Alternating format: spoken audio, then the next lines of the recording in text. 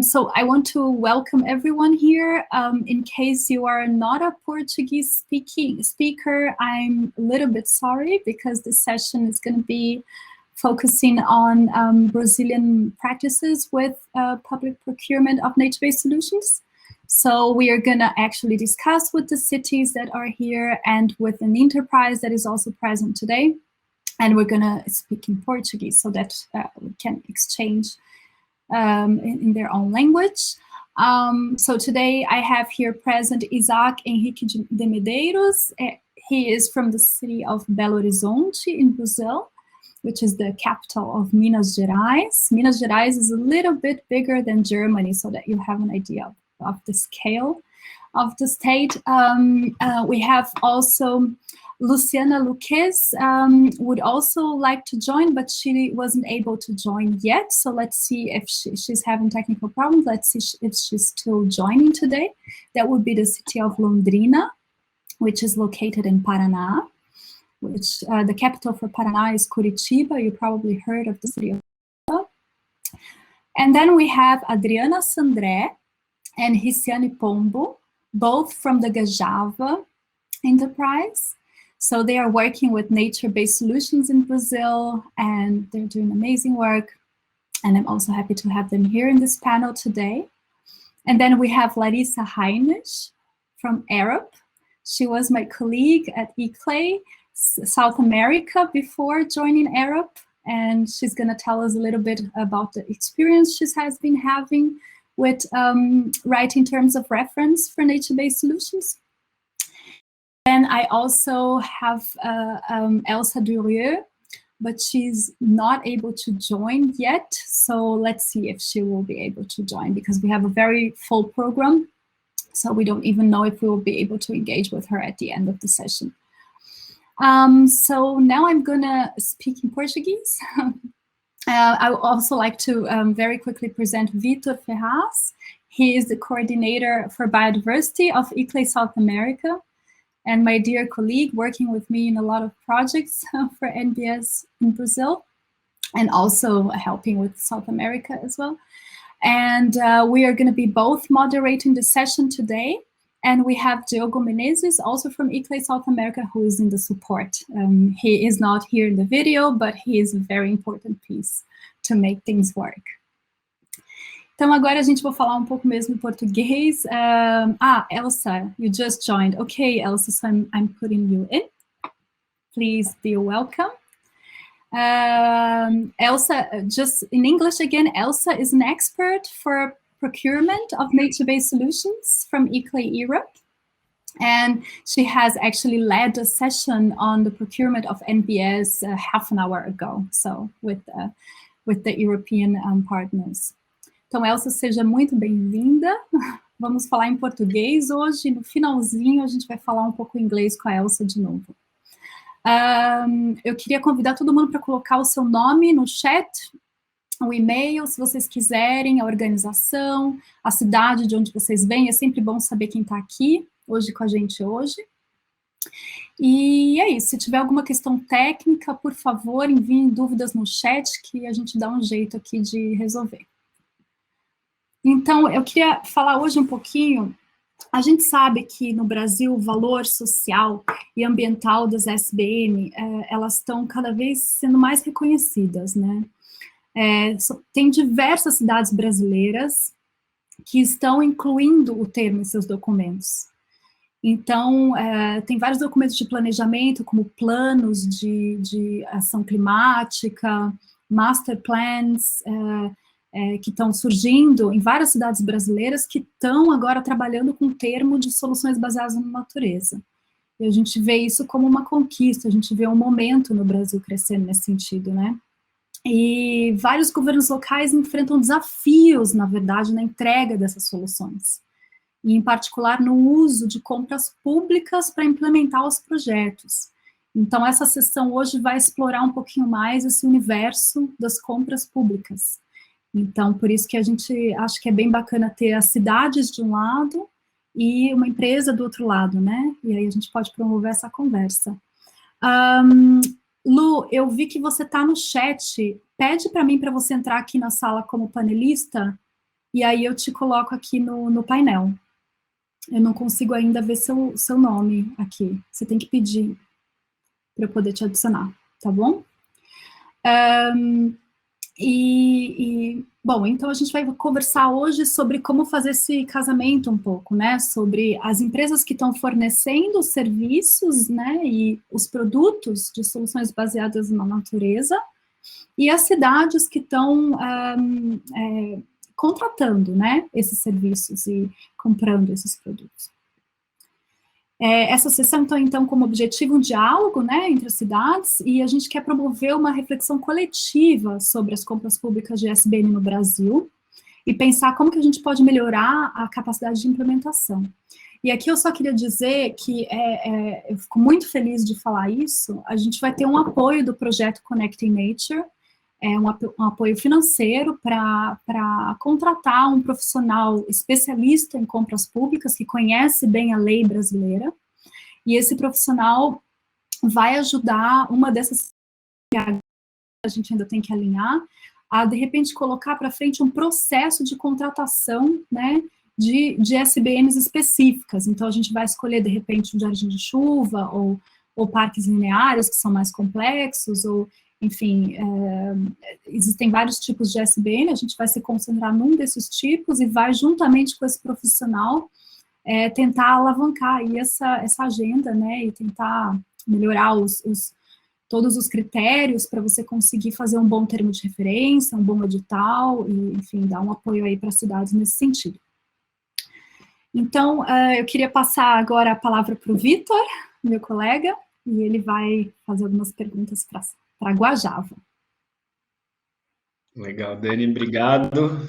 Vou agradecer também Isaac, Adriana, Riciane, Lari, Elsa, pessoal de Londrina, que acho que daqui a pouco entra, por estarem aqui. Acho que a Dani comentou, né, do Connecting Nature, e Clay vem desenvolvendo, né, em várias frentes a temática de soluções baseadas na natureza, né, o Connecting é uma com o mega apoio da Dani, do Clay Europa para isso também.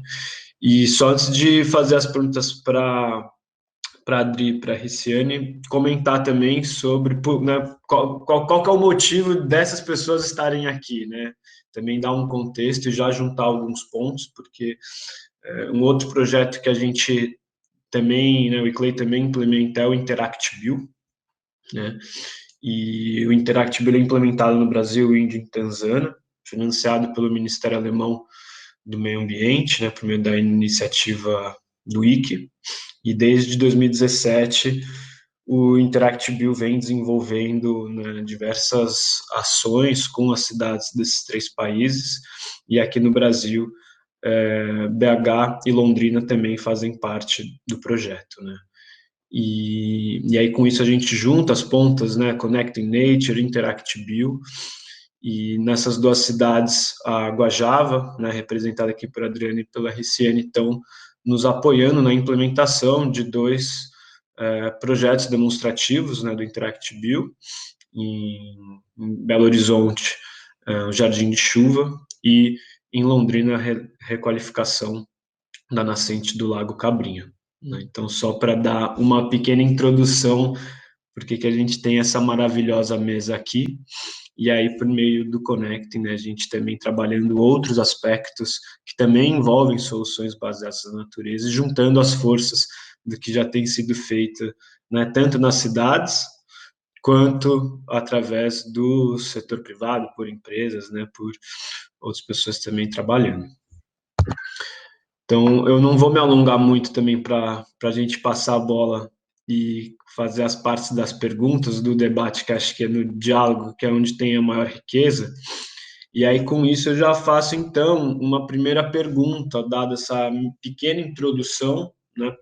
Faço a pergunta para a Guajava, num sentido que a gente, né, a própria Guajava já tem participado de uma série de projetos, né, de soluções baseadas na natureza, né, algum deles também de jardim de chuva, em parceria com o poder público, né. E aí eu queria que vocês comentassem, para a gente começar aquecer os motores aqui, como que tem sido um pouco da experiência de vocês com isso, né, com a questão de compras públicas, e quais são esses desafios, né, e aí em termos de contratação, e se vocês também têm já de cara... Bom, vou fazer assim, primeiro essas duas, depois eu faço mais uma, para a gente também não atropelar.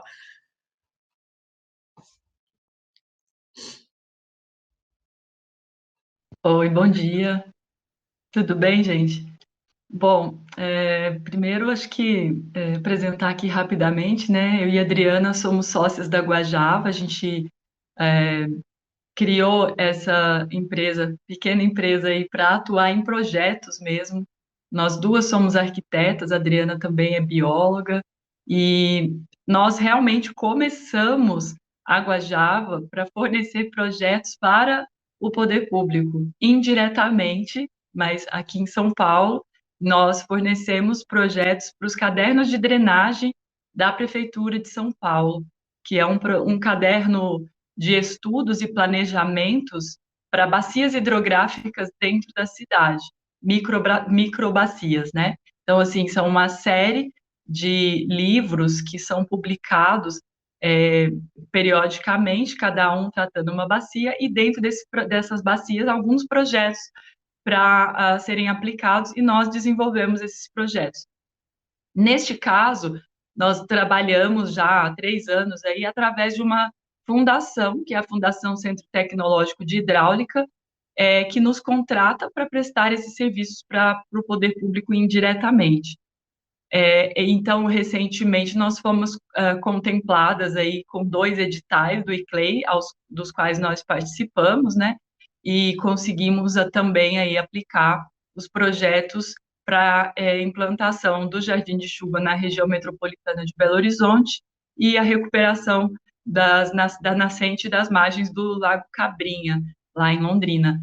Então, assim, a nossa participação, assim, é muito, né, com o poder público. Em paralelo, nós temos também desenvolvido projetos para a Sabesp, também através aí diretamente mesmo com a Sabesp, uma contratação direta, né, e tem sido uma experiência muito rica, todas essas experiências muito ricas, né, e de conhecimento, assim, aprofundamento assim da questão urbana, né? Nossos projetos são sempre baseados no urbano, né? Nós temos várias conversas antes de começar a pensar os conceitos, então não tem como não trabalhar baseado nas legislações, baseado na situação social, né? Então, trabalhar com o poder público também agrega muito, porque muita informação já vinda do poder público é muito favorável, é muito rica, são informações oficiais, então nos ajuda até nos estudos. E a questão de contratação tem sido a maior parte delas indireta. A gente percebe aí uma facilidade maior, né, em ser contratado via o ICLEI ou via FCTH, né, porque parece que realmente os caminhos para a gente, como empresa, ficam mais curtos, né? Então, tem sido uma experiência, assim, bem complexa, vai. Por um lado, a contratação não é simples. A Sabesp foi uma contratação sem licitação, porque era um preço, né, eles têm a contratação tem essa questão do valor, né? Até quanto dá para fazer sem licitar. Então a gente está aprendendo bastante na prática com essa questão do poder público, tanto a contratação quanto o modo de trabalho, né? Então e tem sido bastante rico aprender com os técnicos, as pessoas desses poderes que realmente são os tomadores de decisão, né? E tem bastante conhecimento, bastante experiência prática nas cidades. Adriana, se quiser me complementar, por favor. Eu acho que o interessante desses editais e dessa facilidade de contratação é porque você consegue escolher as empresas que se adequam ao que você solicita, né? Então, quando o ICLEI abre esse edital, é muito legal, porque aí a gente consegue se aproximar das cidades de um outro caminho, né? Então, acho que as colocações da RCI são bem interessantes.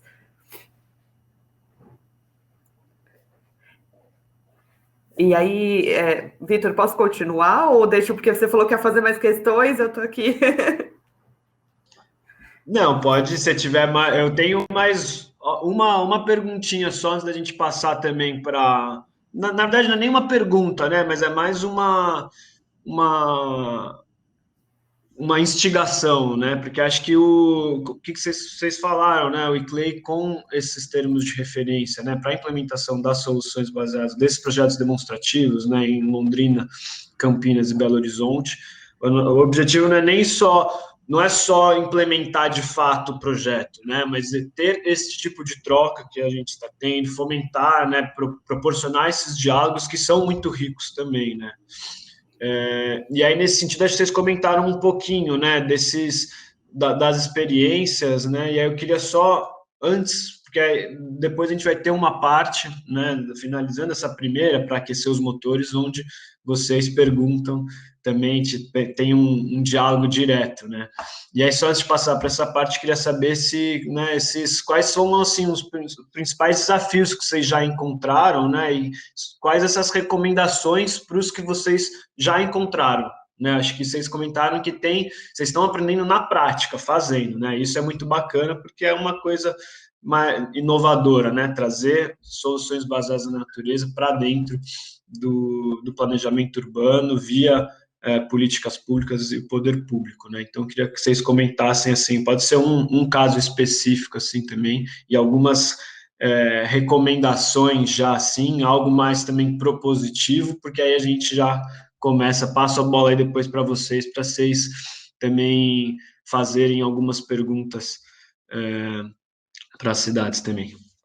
Eu acho que um desafio importante, né, Rice, pensando aí no que a gente tem apresentado, é muitas vezes no caderno de drenagem a gente dá soluções super interessantes que os técnicos do poder público bem como a gente poderia falar, né, early adopters, eles querem implantar, mas a gente aí enfrenta muito essa questão do processo licitatório aí, nessas questões de compras públicas. Então, a gente tem o projeto, né, chega com ele até o nível básico, mas muitas vezes a prefeitura enfrenta essas questões de ter que licitar a execução e como que se dá esse processo licitatório para chamar as empresas que são adequadas à aplicação de NBS no Brasil. Então, é muito recorrente você ver que são raras as empresas que conseguem enfrentar esse processo de compras públicas ao ponto deles concordarem com o que precisa ser entregue. Então, essas soluções, como são muito novas aqui no Brasil, usualmente as empresas caminham junto com as soluções. Então, a gente não encontra empresas que conseguem responder adequadamente a esse processo licitatório. Elas estão acostumadas com o status de fazer infraestrutura cinza nas cidades. As grandes empresas, né? Então, esse é um processo de bastante desafio, né, Rice, que a gente encontra, principalmente na fase de execução e implantação dos projetos. A gente tem um caso de um projeto nosso no Saracura, bem na nascente do Saracura, no MASP, né? Lá perto do MASP, onde a gente tem a 9 de julho, a gente tem naquele talude várias nascentes do Saracura que vão alimentá-lo. E aí, dentro disso, a gente está com um processo de projeto lá e a prefeitura está buscando todas as formas factíveis também de como conseguir implantar, então, verba do FEHIDRO, outras editais possíveis para conseguir aí implantar e executar esse projeto, né? Então, eu acho que esse é um desafio que está posto. Bacana. Muito bom. E aí, acho que passando aí também, né, trazendo Isaac para dentro, aí acho que deixo para vocês também fazerem, né, algumas perguntas, estimularem esses debates. Tenho certeza que Isaac, o pessoal de Londrina está conectando ainda, mas vão poder falar muito, né, sobre complementar e falar sobre esses desafios, compras públicas, dificuldades e o que já tem sido feito também. A gente está tendo uma experiência super legal com o BH, principalmente porque os técnicos de BH, o Isaac está aí para aprovar, eles são muito interessados. Então, as reuniões que a gente tem com Água Java, o ICLEI e BH são reuniões, assim, de alta discussão, de alto nível, assim. Então, eles entendem o que são as NBS, a importância de aplicação delas, e, inclusive, a gente vê que eles já fizeram algumas implantações de jardim.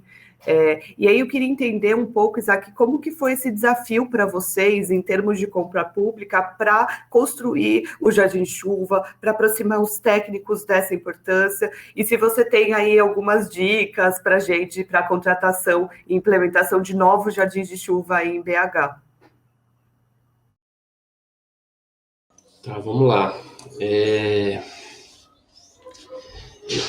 Eu queria falar o seguinte, me chamou a atenção, Adriana, na sua fala, e da Riciane também, essa dificuldade da transição do projeto para a execução.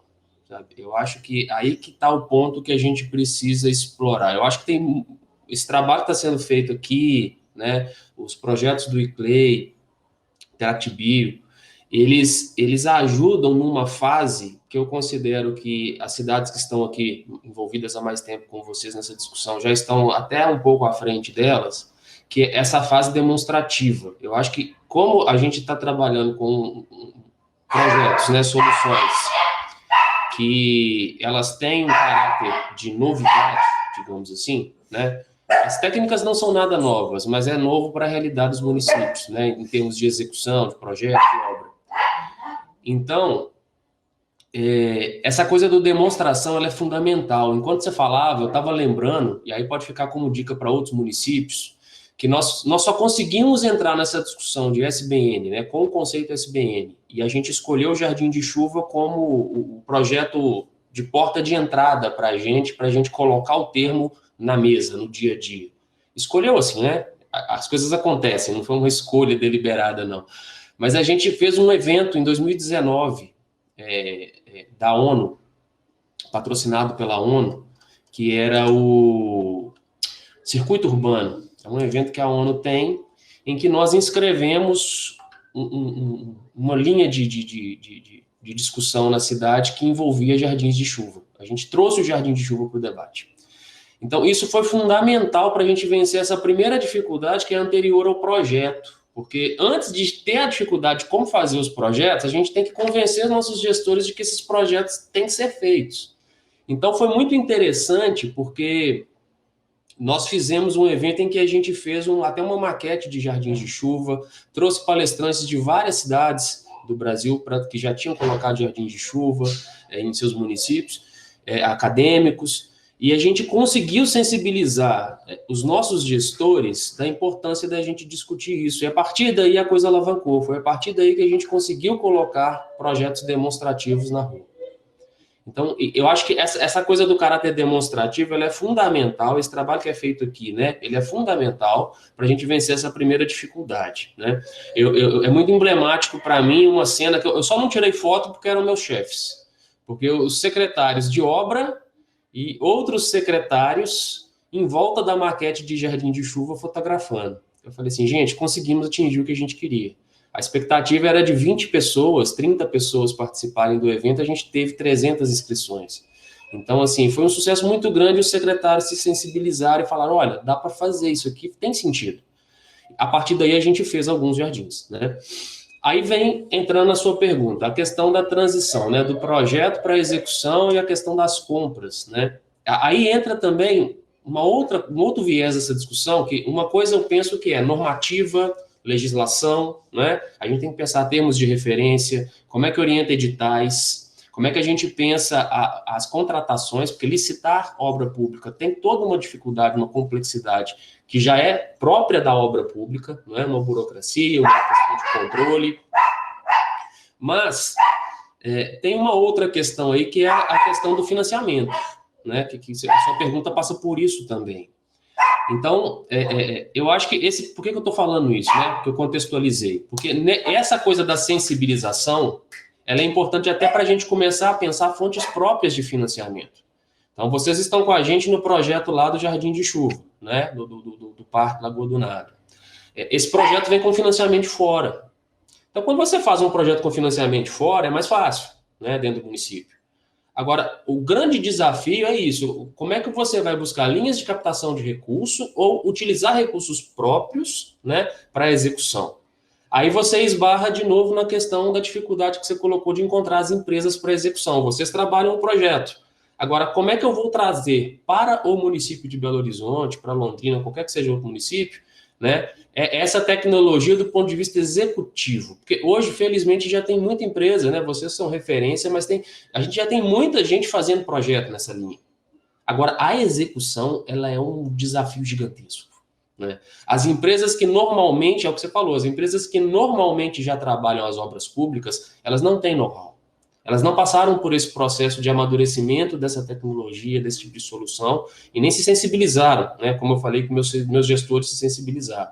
E são técnicos que já estão acostumados com o mercado, uma coisa que já está rodando há muito tempo, e que é muito mais fácil contratar cimento e concreto armado do que contratar solução baseada na natureza. Mas, assim, eu queria colocar isso, assim, eu acho que a gente tem que discutir as questões estruturais, eu acho, assim, da compra pública, dos contratos, dos editais, eu acho que falta normativa, eu acho que esse trabalho que está sendo feito do catálogo, né, eu acho que ele vai ajudar muito o catálogo de soluções baseadas na natureza, porque isso cria uma base, um documental importante para a gente apresentar. Agora, a gente tem que amadurecer junto com as empresas, conhecendo esses gargalos, né, para poder vencer as amarras burocráticas. E depois discutir o financiamento.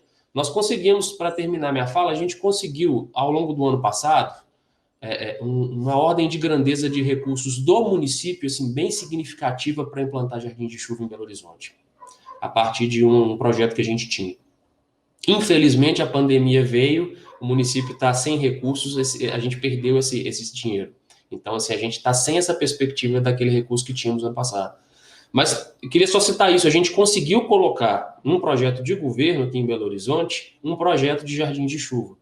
Então, eu acho que essa coisa de você fazer demonstrativo, que é um caminho interessante, para mostrar, né, implantar, seja com esses projetos específicos, tal como esses do InteractBee ou outros, né, e a partir daí, fazer essa coisa tornar uma realidade e fazer conhecer a técnica no município, já abre um bom caminho para a gente, pelo menos, colocar a discussão na mesa. Tá? Era essa a fala. Por fim, eu penso que tem um caminho interessante aí nessa linha de demonstração, que eu acho que todos os municípios podem utilizar, e eu acho que as empresas, né, tal como a Guajava e outros, têm essa facilidade também de trânsito, que é utilizar também outras fontes de demonstração, que às vezes estão locais. A gente tem uma parceria muito forte com a Universidade Federal de Minas Gerais. Então, a gente está firmando uma parceria agora, neste momento, para uma pesquisa que conta com financiamento. A UFMG está com financiamento do Lincoln Instituto Lincoln, para poder fazer um projeto de técnicas compensatórias de drenagem urbana em uma bacia específica de Belo Horizonte. Então, o que eles vão fazer? Eles vão estudar, testar soluções baseadas na natureza, ver desempenho e trazer respostas para a pesquisa e para o município. Então, a gente tem também essas possibilidades que acaba que a gente vai cavando espaços para que a gente crie outras oportunidades de demonstração e, a partir daí, a gente trazer mais gente para discutir a questão prática, burocrática, né, que é a dificuldade de vocês na contratação.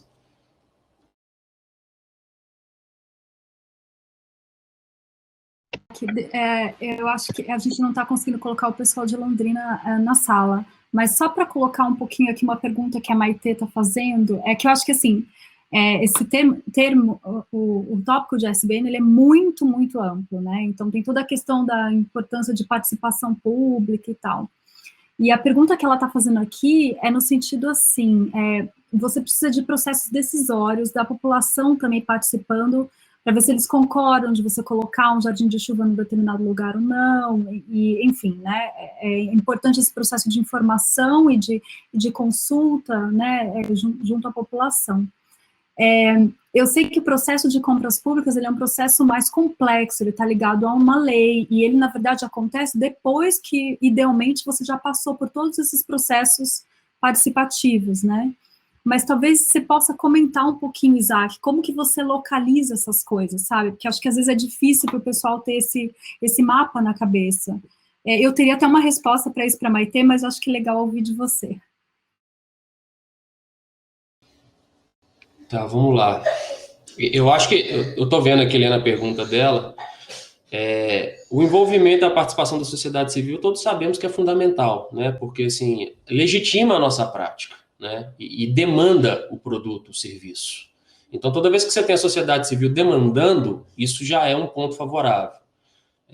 A gente tem aqui essa experiência de orçamento participativo também, Maitê, todo mundo sabe, e a gente está fazendo agora um projeto de um eixo de um fundo de vale, que foi ocupado de maneira tradicional, tem um problema grave com o curso d'água que lá está, problemas de saneamento, ocupação irregular, e que nos idos de 2013 e 2014, a comunidade local pediu, através de um orçamento participativo, um parque linear. E a prefeitura tinha um projeto já em mãos de execução de uma urbanização tipo padrão, Avenida Sanitária, né? Então, foi fundamental esse OP para que a gente barrasse esse projeto tradicional e começasse a discutir um projeto alternativo. Então, lá naquela época, 2015 e 2016, nós conseguimos orientar o termo de referência do estudo de alternativas para a obra, e nós, antes mesmo de estarmos imersos nessa discussão de SBN, a gente colocou no termo de referência todos os requisitos de um parque linear. Então, estou citando só um exemplo de como é que a participação da sociedade civil, ela às vezes até interrompe processos tradicionais e força a gente, querendo ou não, a migrar para outras soluções para dar respaldo ao que foi pedido pela comunidade, né? Então, isso é fundamental. Agora, o que eu vejo como dificuldade, Dani, é o seguinte, é que, primeiro, a gente tem que levar essa comunicação das SBNs para o nível da sociedade civil. Hoje isso está como um discurso e um debate ainda muito específico, um nicho muito específico, de profissionais, de instituições ou de órgãos públicos que já têm isso dentro do seu meio de trabalho. Então, a população, querendo ou não, ela pede SBN o tempo inteiro. Quando ela pede um parque linear, ela pede uma solução que tenha algum envolvimento com a questão de meio ambiente, querendo ou não, ela está indiretamente pedindo ali, sem saber, uma ou outra potencialidade, né, de solução baseada na natureza. Mas se nós tivéssemos capacidade ou uma linha de esforço de trabalho, aí é poder público, sociedade civil, instituições envolvidas, né, universidades, de amadurecer o conceito, amadurecer a discussão técnica e fazer com que os coletivos que já têm em cada cidade possam incorporar isso em seus discursos, né? Nós temos aqui em Belo Horizonte um núcleo de discussão de bacias que é fantástico, assim, que é o Projeto Manuelzão. O pessoal tem um engajamento, uma história de trabalho já de 2 décadas ou mais, mas que ainda não incorpora essa linguagem, esse debate, esse discurso em sua prática, entende? Embora esteja fazendo isso quando defende as bacias, soluções naturalísticas e tudo mais. Então, eu acho que tem isso também, assim, é fundamental? É fundamental. Toda vez que a gente traz a sociedade civil, a gente ganha, não é? A gente ganha como legitimação e como fonte de pressão, porque o gestor público ele é pressionado pela sociedade civil. Agora, nós temos que fazer esse elo também, essa ponte. Eu acho que carece um pouco de nós levarmos isso que é mistério. Imagina, o cara que é engenheiro, né? Engenheiro hidráulico, engenheiro civil, que faz obra pública, que faz avenida, faz ponte, faz viaduto. Ele não domina, né? Imagina o cidadão que está lá na ponta. Então, a gente tem essa tarefa também para implementar um reforço, Maitê, nessa linha de estratégia e de envolvimento da sociedade civil. É a forma como eu penso. Vou estar com vocês e agora a gente tem Londrina na sala. Lu, deu certo. Oi, Lu. Tudo bem. Eu gostaria de comentar, assim, antes de passar a pergunta para a Luciana, né? Só gostaria de fazer um comentário a respeito dessa pergunta que a Maitê fez e essa resposta do Isaac, que foi exatamente o que a gente aplica, né, aqui na Guajava. Por um lado, nós temos esse trabalho diretamente com o poder público, com vocês, com São Paulo, enfim, e com Londrina também agora, né? E assim, antes a gente nunca abandonou o lado social, a gente nunca deixou de trabalhar ligado diretamente com o lado social. Então, ao mesmo tempo, tem essa questão da universidade, por exemplo, né, onde a gente está sempre envolvido com novas pesquisas, com a alunos, com professores, para aprender, para aplicar, para desenvolver novas tecnologias, novos desenhos, novos projetos. E, em paralelo, a gente está muito envolvida com os movimentos sociais, né? Nós estamos diretamente aí com os movimentos de bairro, nós temos aqui em São Paulo fóruns de discussão, inclusive, que tratam especificamente da questão, né, da aplicação, tem inclusive seminários, né, sobre economia verde, discussões sobre soluções baseadas na natureza, discussões sobre recuperação de parques lineares, criação de novos modelos.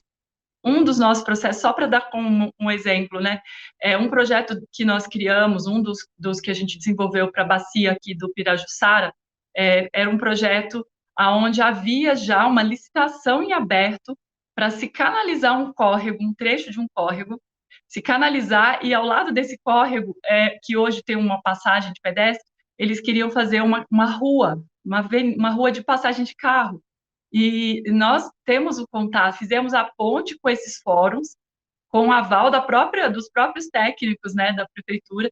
Olha, a gente conhece o movimento social ali, a gente tem contato direto com o conselho participativo do bairro, com o conselho de parques. Podemos avançar e envolvê-lo? O que aconteceu? Ao mesmo tempo que a gente estava ali desenvolvendo a recuperação desse trecho, para propor uma substituição de projetos, como você falou, né, Isaac, de vir com uma solução nova, o pessoal do Conselho Participativo do Bairro abriu uma manifestação pública, e hoje o processo de licitação que já estava aprovado foi parado por conta da manifestação pública. Eles interromperam para que pudessem ser apresentadas novas soluções. Então, isso realmente funciona.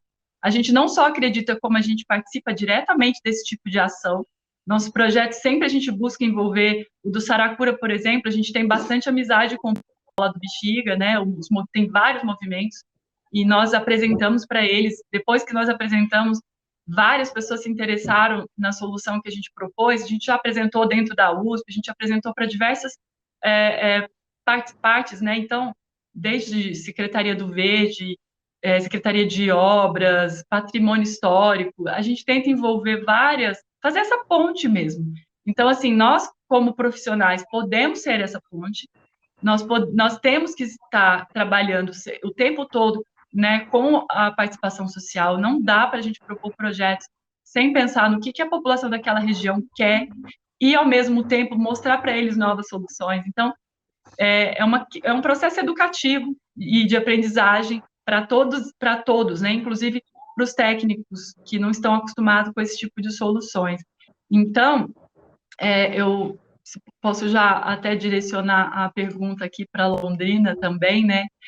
Primeiro falar bom dia para a Luciana e te perguntar, Luciana, como que é aí o processo, né, de compras públicas dos parques lineares em Londrina? A gente sabe que vocês têm um programa aí de implementação de vários parques lineares, nós conhecemos alguns quando estivemos aí, e quais as dificuldades, né, e as dicas que vocês poderiam nos dar aí para a contratação e implementação desses parques lineares que vocês já têm e que vocês estão também propondo. Só antes da Luciana responder, tá no mudo, Luciana, só lembrando que nossa sessão é bem curtinha hoje, a gente vai até às 9h30, então temos 15 minutos, fica à vontade para responder, né? A gente não encerra a discussão agora, mas só para a gente ficar também atento ao tempo aqui, para não extrapolar. Vai lá, Luciano, por favor. Bem-vindo, Robson, também. Obrigado. Lu, você começa? Seu áudio está desligado.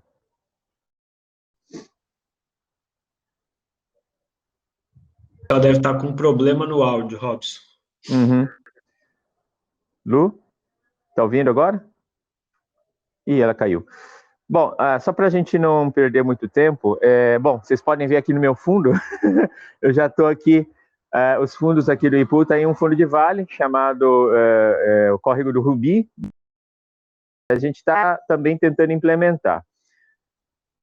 O problema que a gente vê na implantação do parque linear, e esse conceito de parque linear aqui no município de Londrina já é estudado pelo próprio Instituto desde 1995, foi superar as barreiras de entender que isso é uma prioridade. Então, ele sempre foi estudado no Instituto, desde 95, e ele nunca foi prioridade para os governos que passaram ao longo desses anos.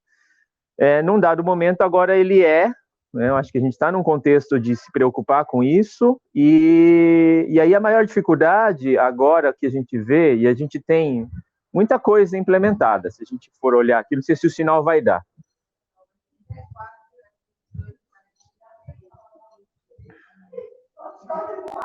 Esse era o painel que eu queria deixar aqui no fundo. Certo? Então, esse aqui é o conceito do Programa de Parques Lineares de Londrina. E em relação à questão de contratação, e não é só uma questão de utilizar soluções baseadas na natureza, que já é uma coisa ainda mais nova do que isso, dentro do poder público existe um conservadorismo muito grande em relação a isso, em função da lei de em função da idade e da experiência negativa de vários servidores, então sempre há muita descrença. Então, na hora de você iniciar o processo de contratação, a principal dificuldade é elaborar o termo de referência, de maneira que fique bem discriminado. Então, a falta de conhecimento técnico da maior parte das equipes que trabalham com os contratos de licitação é uma das principais barreiras. Eles não entendem, né, os conceitos técnicos e muito dos termos de referência que a gente vê, embora eu tenha feito o curso também, vários servidores fizeram, o pessoal se baseia em achismo, né?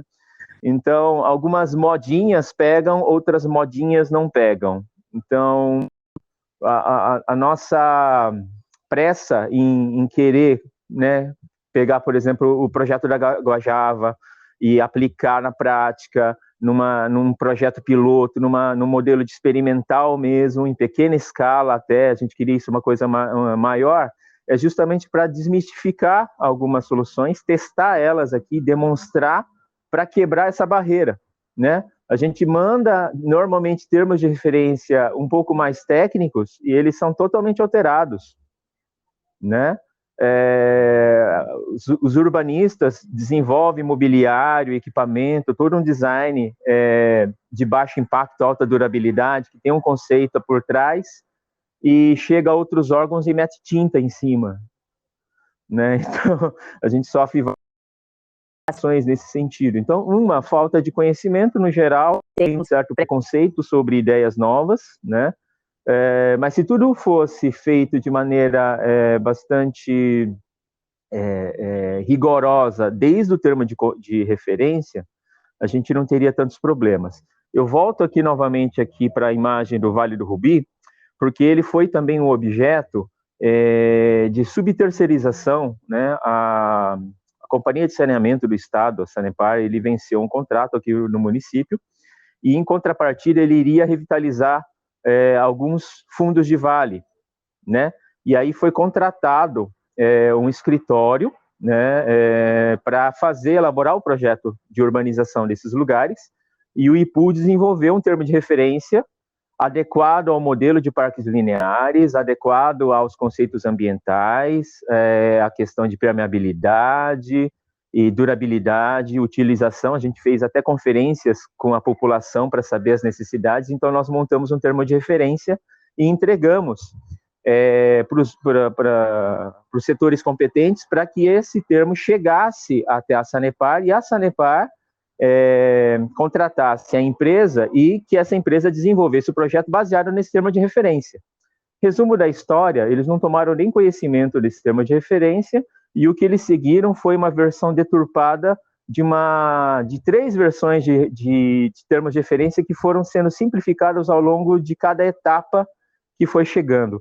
Quando nós recebemos o projeto de volta da empresa, que se certificou de seguir o termo de referência que eles receberam, o projeto não servia. Então, pensar numa coisa muito importante quando você fala isso, assim, nessas discussões, nesses desafios do termo de referência e do que acontece na prática. É sensacional, assim, essas questões, os desafios que acontecem entre o que os técnicos pensam, porque Londrina e BH são referência para a gente de técnicos que entendem o que estão falando, de gestores que têm essa preocupação, e aí quando vai implementar depois do TR, acontece assim, parece que uma lacuna, né? Uma distância. Exato, e aí a gente fica pensando assim, será que existem outras formas, outras modalidades de compra pública que poderiam atacar essas lacunas, essas dificuldades? E vocês já pensaram assim numa questão de concurso público, alguma coisa nesse sentido de possibilidade? Porque talvez o concurso público poderia ser uma forma de a gente conseguir projetos que respeitem um TR, um edital. Vocês já vivenciaram essas possibilidades? No passado, a gente teve alguns concursos públicos para o município e nós não fomos muito felizes, né?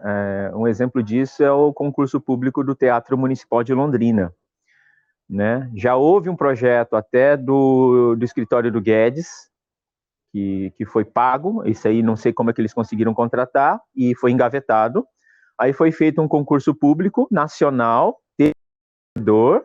começou a ser construído e está parado há 10 anos. Né? Teve um outro concurso público de edificações para Sercontel, que era para ser o teleporto do Sercontel, no edifício de Londrina, e teve um vencedor, se não me engano, foi o Zanetti, e nunca foi construído. Então se gastou dinheiro para isso, teve publicidade, fez a maquete, fez tudo isso aí e não foi papel. Então, quando a gente resolveu enfrentar a modalidade de concurso público para os projetos urbanísticos, também sofremos resistência nesse sentido. Então ele já chega e taca esse nosso histórico sobre isso. Temos um modelo de termo de referência para a criação de projetos, né, de concurso para isso, mas a gente não consegue sair do gabinete com ele ainda. É uma tentativa. Porque, embora a gente tenha um corpo técnico competentíssimo, a gente teve uma contratação, né, de vários engenheiros e arquitetos aqui para o Instituto, então a gente teve um fortalecimento da equipe técnica, a gente fica mais preso a questões burocráticas e questões de documentação interna mesmo, a gente fica só despachando o processo, né? Então, sobra pouco tempo para realmente fazer o planejamento. Então, para algumas coisas que poderiam ser passadas, né, para equipes mais especializadas, mesmo um projeto de restauro que a gente tentava contratar por fora, não conseguimos, a gente vai ter que assumir isso por dentro, né, a gente vai ter que absorver um projeto de restauro, imagina, sendo que seria necessário um escritório especializado para isso, a gente não está conseguindo ainda, né, mas é uma perspectiva que a gente tem de conseguir implementar isso. E quem sabe a gente conseguir ter sucesso em pelo menos uma experiência para a gente poder implantar mais, né? Mas o IAB Londrina e o CAL PR têm nos apoiado nesse sentido, mas eles mesmos sentem dificuldade de reativar esse processo, né? Já foi muito bom no país o uso de concursos, mas... Robson, te interrompendo um pouquinho, só para tentar fazer essa amarração. Eu acho que o que eu sei que acontece muito, eu estava na sessão de procurement que aconteceu com a Elsa, com a minha colega aqui, 1 hora atrás, com as cidades europeias, né, com um pessoal daqui. E aí o que acontece? A gente percebeu que muitas vezes você contrata o projeto através de um concurso de desenho, mas é mais na modalidade assim das ideias, né? Ou seja, chega na fase de anteprojeto. E aí, na hora de você realmente licitar assim, para construir aquele projeto, o que acontece? Tem um desvirtuamento. Então, geralmente, as prefeituras daí licitam pelo menor preço, né? E aí você tem a contratação de um outro escritório que nem sabe sobre todos os preceitos de SBN, não sabe fazer um jardim de chuva propriamente, não sabe, né, as espessuras, como colocar os substratos e etc. e tal. Então, você tem aí 2 problemas. Um problema de intelectualidade, de propriedade intelectual, né? Que o escritório que ganhou o concurso de ideias acaba que ficando na retaguarda, né? E o escritório que vai aí implementar ganha os CUDOs, né? E aí tem o problema também do desvirtuamento do projeto. Então, assim, acho que a minha pergunta aqui seria assim, como conseguir desenhar um processo de compra pública em que você tenha um certo compromisso com a ideia e a execução, para isso ter o rigor técnico que precisa ter, para o Jardim de Chuva ter aquela, né, a performance que ele tem que ter, né? Eu acho que assim, o principal ponto é que o país, historicamente, não valoriza projeto.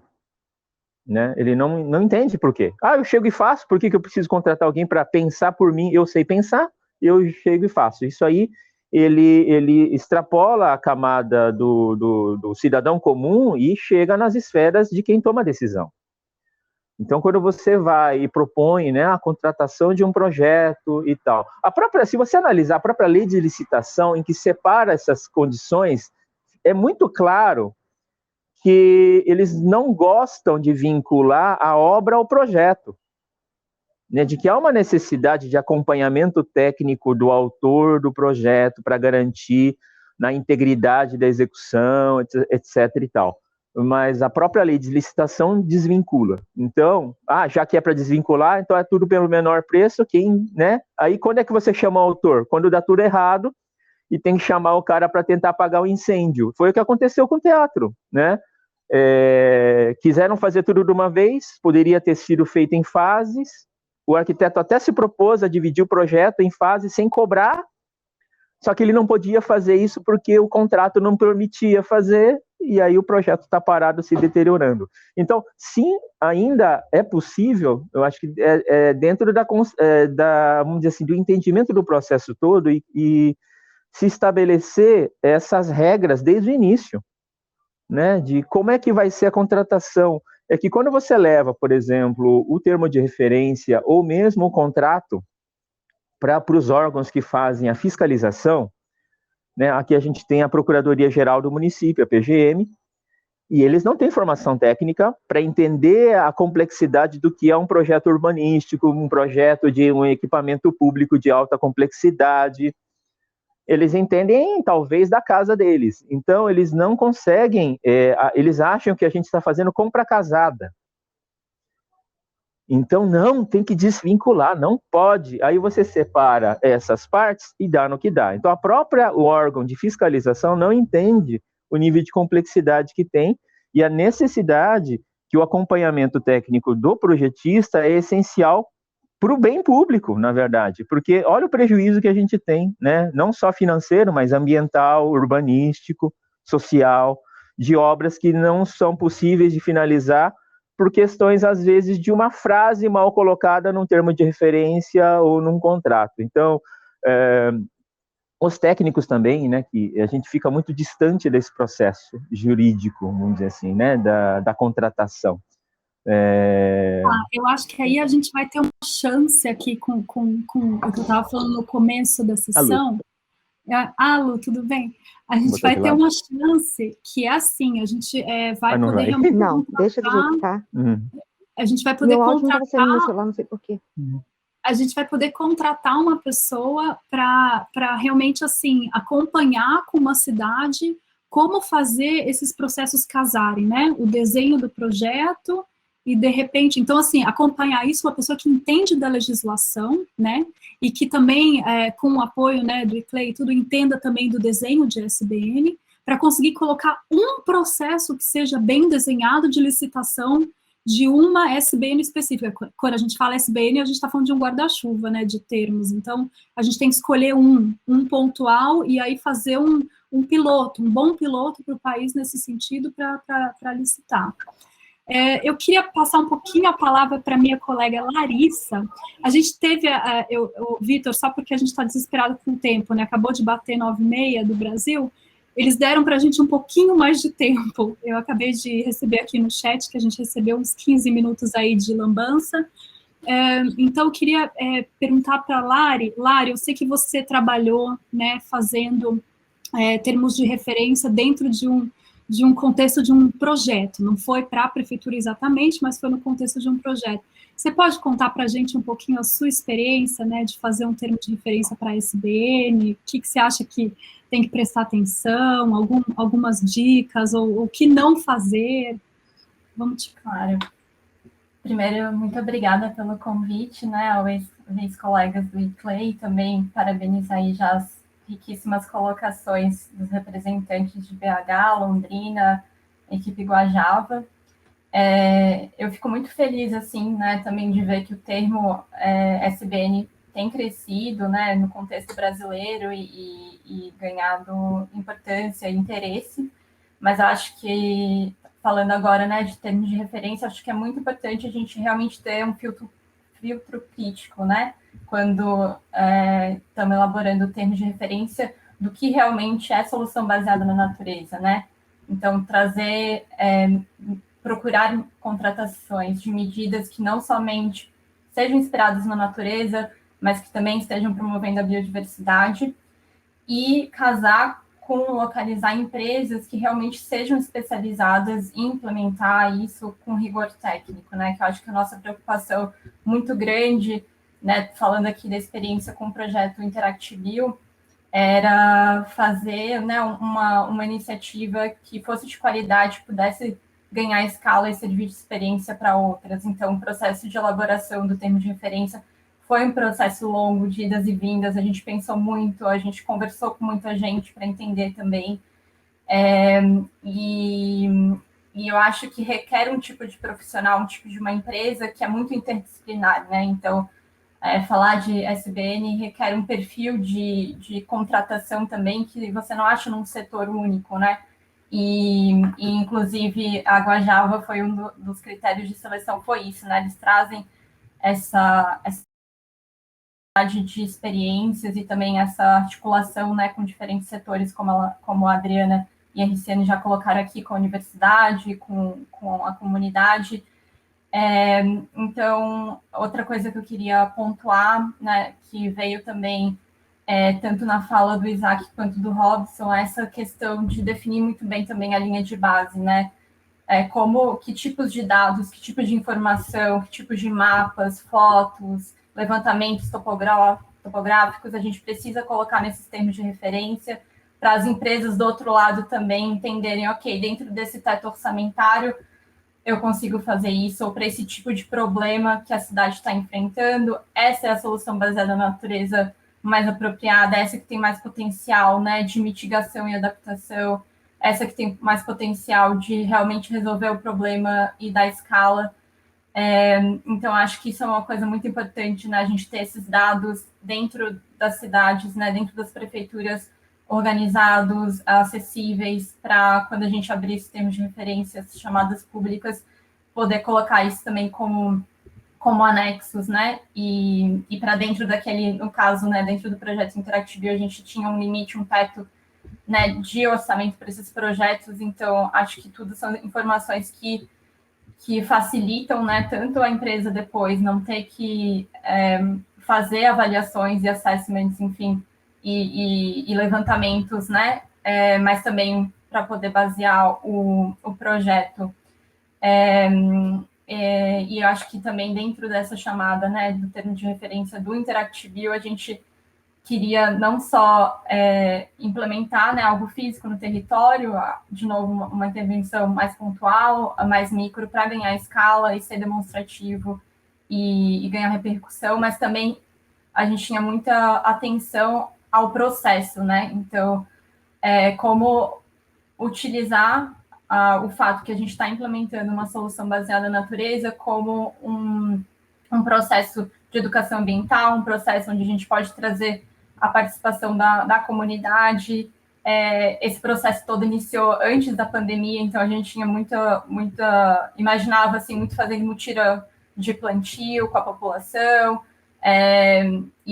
né, com a ajuda aí também da Guajava, muitas coisas foram adaptadas para esse contexto, então que coisas, né, a gente consegue fazer participativamente em workshop, como que a gente comunica também que esse projeto está acontecendo, o que é um jardim de chuva, por que ele é importante, que problema que ele está resolvendo aqui, o que ele vai promover.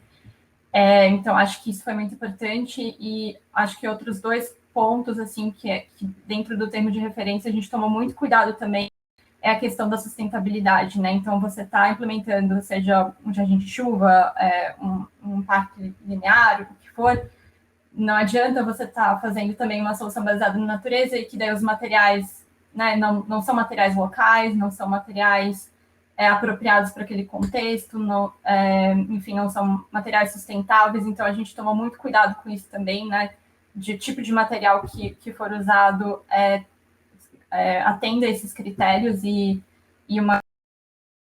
também como uma forma de articular com parceiros locais, né? Porque eu acho que quanto mais a gente também capacitar localmente fornecedores e outros profissionais ali, mais possibilidade a gente tem depois de ser replicado, a gente não precisar, né, dentro de uma cidade, precisar acessar fornecedor de fora ou experts externos.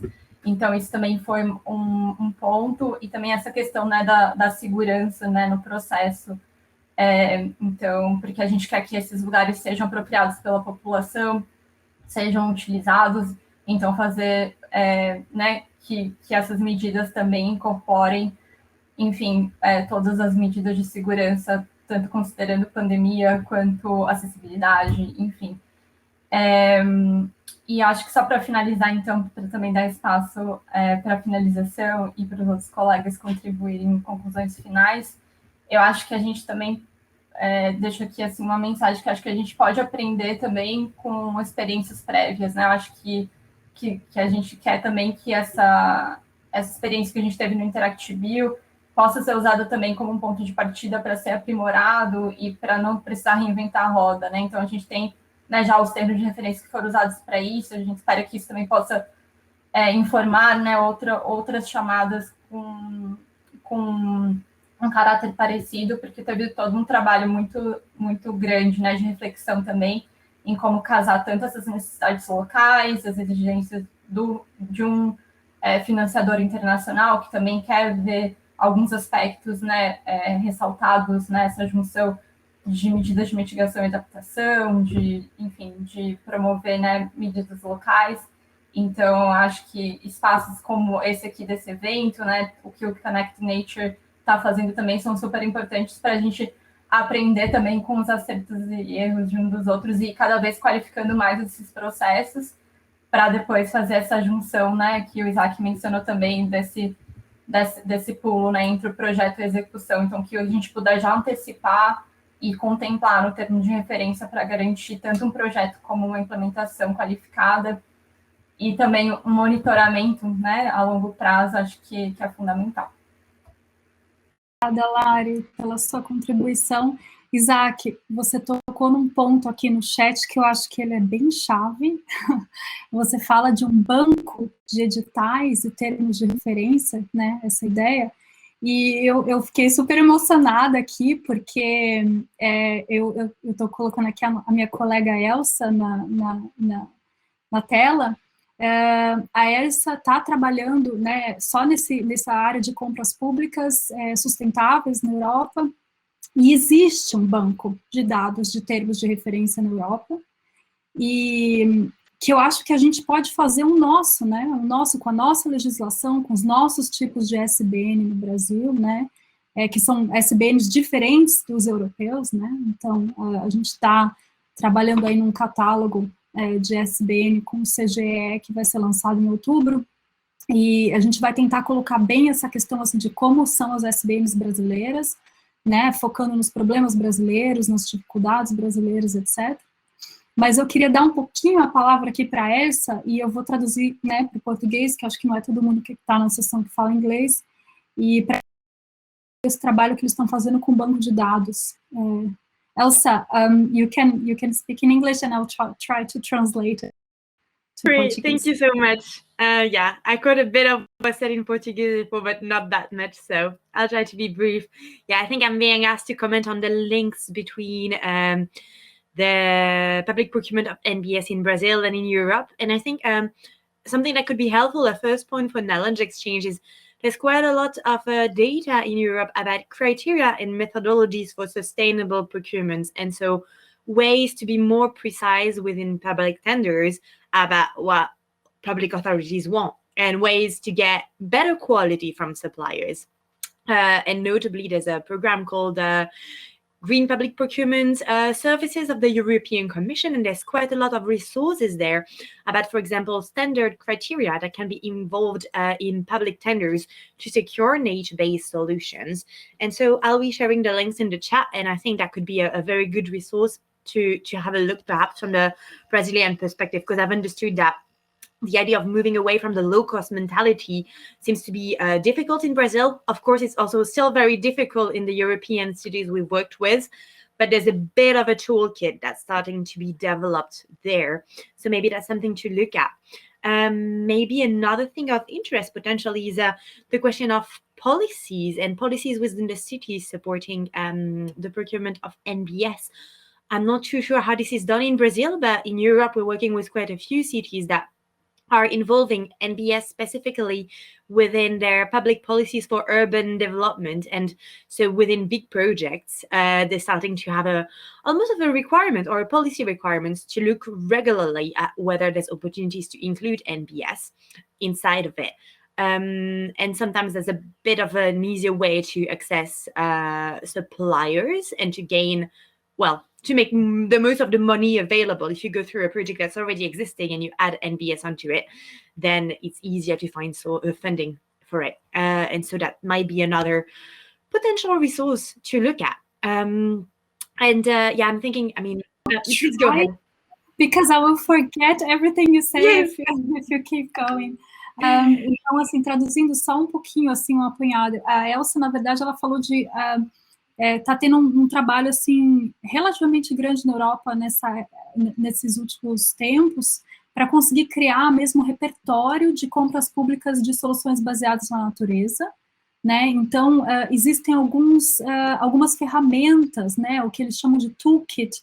Então existem alguns grupos de ferramentas que as cidades estão desenvolvendo, que talvez possam ser, né, de ajuda de alguma forma, até para a gente analisar isso de uma forma crítica, né, e tentar assim, repensar na nossa realidade, no nosso contexto, né, como que algumas coisas poderiam ser aproveitadas, outras não, enfim. E ela falou também da questão das políticas públicas, né, que é muito importante alinhar esses processos de compras públicas com as políticas públicas, né.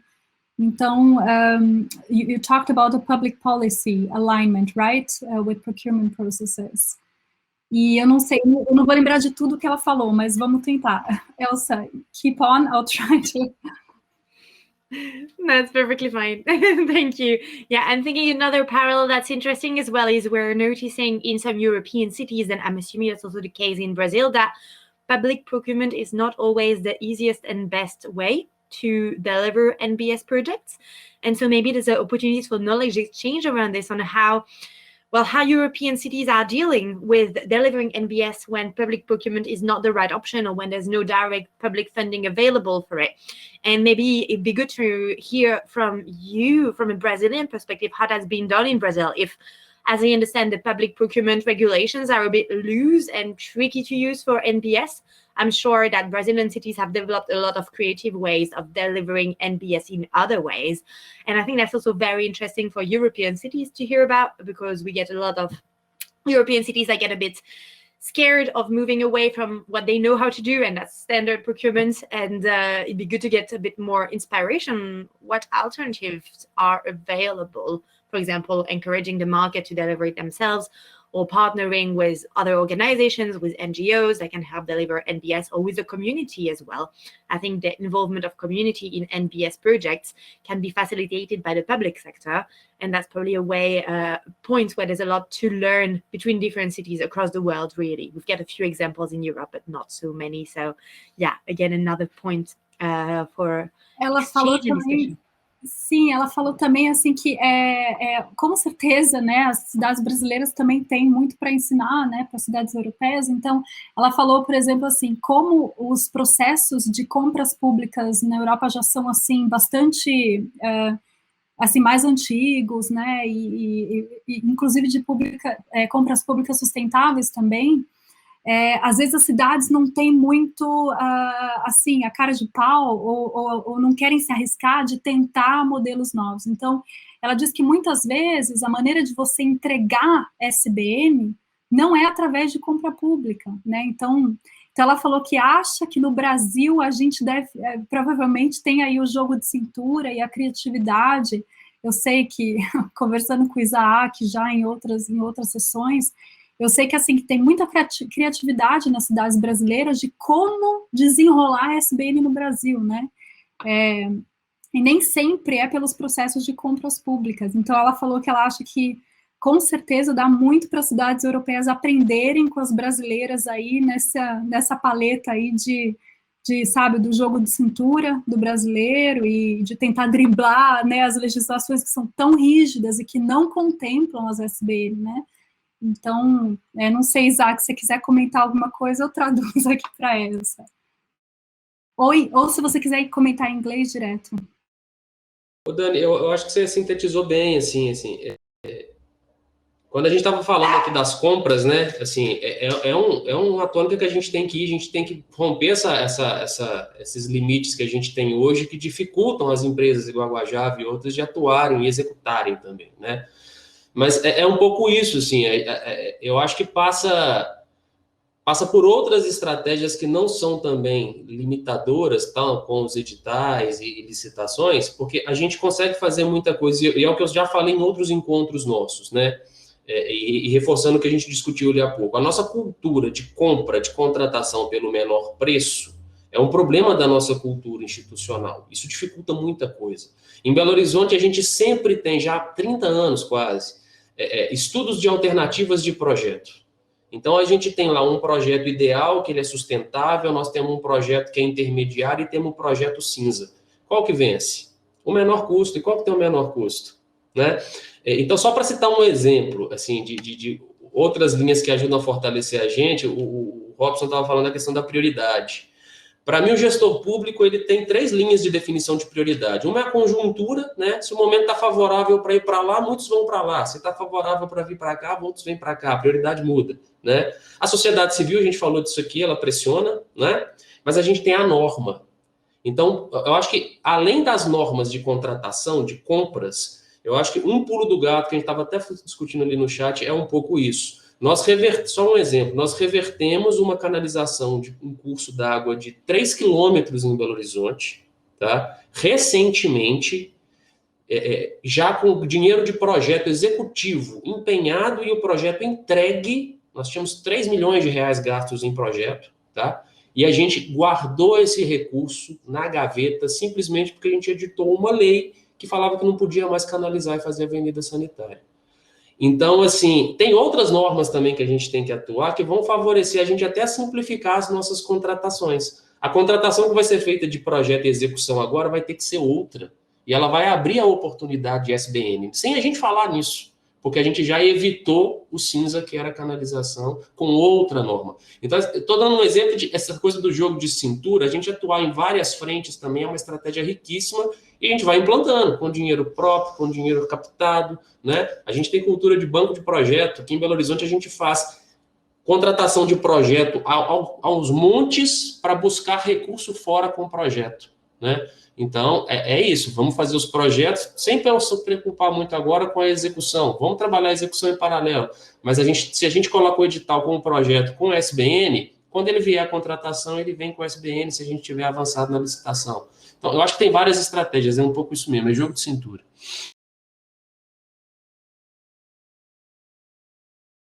Pessoal, vocês estão me ouvindo? Sim. Opa, desculpa, tá? Eu não sei o que aconteceu, eu não fiquei sem áudio, tentei no meu celular, mas enfim, estou aqui. Só bem rapidamente. Só colaborando, assisti tudo, me perdoem pela falta de áudio. É o seguinte, nós temos um rito a seguir, que é a Lei de Licitação e Contratos. A 8666 engessa tudo, justamente para evitar os exageros. E aí, o que eu estava conversando aqui com o Robson, enquanto a gente estava ouvindo também, e ouvindo o Isaac, e essa ideia do Isaac foi, assim, de fazer uma lei que proíbe, então você abre um novo monte de trabalho, justamente porque você proibiu a canalização. Qual a parte que ninguém aprendeu com São Paulo? né, de canalização. Mas, enfim, esse exemplo dele é muito bom. O que a gente estava conversando aqui é transformar isso em plano de governo, tá? Porque se a gente coloca só numa legislação, por exemplo, uma lei, a lei tem que passar necessariamente pela Câmara. Então, nós estamos fazendo a revisão das leis do município. O plano diretor está na Câmara para ser votado, não foi ainda por falta de uma audiência pública. E as nossas leis complementares, uma delas é o Código Ambiental do município, a gente citar no Código Ambiental do município esse tipo de ação, porém, a gente transformar isso em plano de governo e normatizar por decreto, e porque é só executivo, e principalmente colocar isso dentro da PPA, da LOA e da LDO. Por quê? Porque vira plano de governo e vira rúbrica, e a gente consegue trabalhar. Outra coisa que nós estamos querendo implementar aqui no IPUL, e nós temos o apoio da presidente e do presidente também, que está em licença, e a presidente em exercício, que era a presidente anterior, nós criamos uma diretoria para justamente isso, fazer esses planejamentos e projetos, de apresentar esses projetos para participar desse tipo de atividade, de convênio, o que seja, uma diretoria de convênios. Por quê? Para a gente justamente ter esse monte de ideias, uma oportunidade, a gente colocar isso, não ficar esperando que dá oportunidade para a gente correr atrás de um projeto. Na verdade, a gente se planejar. Com relação às compras públicas, já foi falado aqui exaustivamente, eu só quero dizer que a gente estava conversando aqui também de uma coisa muito importante, talvez fazer o termo de referência ser necessariamente ter uma RT, uma RRT. Por quê? Porque a gente foge do menor preço e a gente vai para outro tipo de licitação que se chama preço e técnica. Então, necessariamente, você tem que estar ligado à técnica. Tem uma RT, estou falando no caso dos arquitetos, dos engenheiros, que é o meu caso, o Robson é arquiteto, então, trabalhamos juntos. Não pode ser multidisciplinar esse termo de referência, mas ele obriga necessariamente que tenha um profissional habilitado e sai desse menor preço e vai preço e técnica. Gente, obrigada, viu, por ter visto vocês. Obrigada, Luciana, pela sua contribuição agora no finalzinho, muito enriquecedora mesmo, né, o que você falou. Você vê que o pessoal da Guajava, aqui está todo mundo fazendo sim com a cabeça. Gente, a gente vai ter que fechar essa sessão. Eu já meio que recebi aqui um SOS. Eu vou copiar todo esse chat. Eu acho, assim, só para a gente pontuar isso, eu acho que seria legal criar um grupo de trabalho em compras públicas de SBN no Brasil, né? E aí eu sei que a gente já conversou, por exemplo, com a Guajava, e a gente está também trabalhando agora nesse catálogo, então tem muitos profissionais de SBN no Brasil agora, cada vez mais se articulando e tal, e de repente a gente realmente trabalhar com uma pessoa que entende da lei, né, que sabe da rigidez dessa lei de compras públicas e que possa nos ajudar aí a colocar um piloto que seja bom, que tenha uma qualidade boa de você fazer uma SBN de A a Z, né? Então, eu acho que isso é uma coisa que a gente vai tentar, eu acho que a gente deveria promover mais desses eventos, sabe? De repente, para a gente mergulhar no que a Maitê colocou no começo, porque são vários campos, né? A participação, ela abre todo um outro leque, um outro universo, né? E aí você falando, então são várias frentes de trabalho que a gente teria que criar aqui, né? Mas, enfim, queria agradecer aí a presença de todo mundo e dizer que a gente vai manter contato e vamos que vamos, né, nessa empreitada de desenrolar as SBNs no Brasil. Obrigada, gente.